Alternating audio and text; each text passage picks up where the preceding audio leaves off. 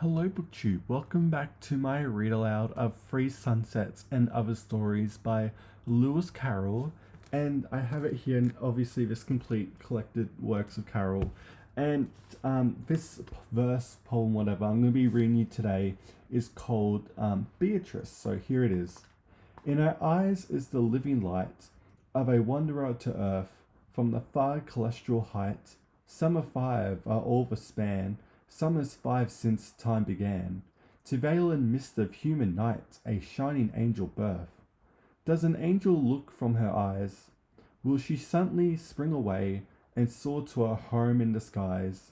Beatrice, blessing and blessed to be, Beatrice still as I gazed on thee, visions of two-seat maids arise, whose life was of yesterday, of a Beatrice pale and stern, with the lips of a dumb despair, which the innocent eyes that yearn for the young sweet hours of life, far from sorrow and far from strife, for the happy summers that never return, when did the world seem good and fair.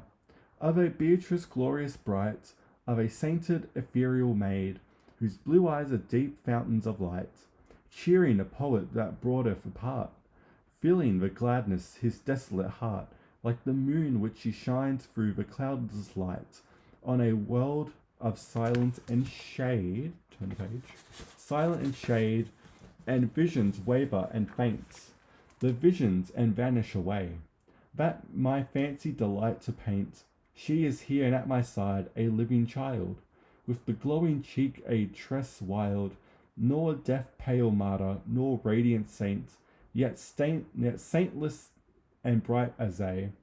For I think if a grim wild beast were to come from the charnel cave, from the jungle home in the east, stealthily creeping and with bated breath, stealthily creeping with eyes of death, he would all forget his dream of feast and crouch at her feet a slave.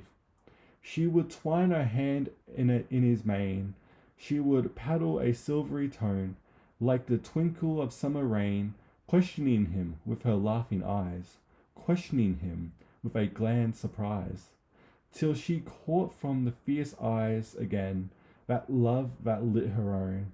And be sure, if a savage heart in a mask of human guise were to come on her apart, bound for a dark and deadly deed, hurrying past the pitiless speed, he would not stubborn falter, a guiltily start at the glance of her pure blue eyes.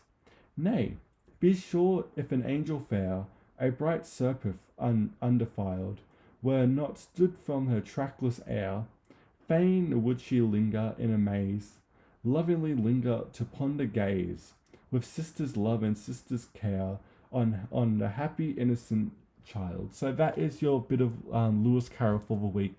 Let me know what you thought of this verse. It was very nice. And yeah, thank you so much for watching BookTube, and I will see you next time.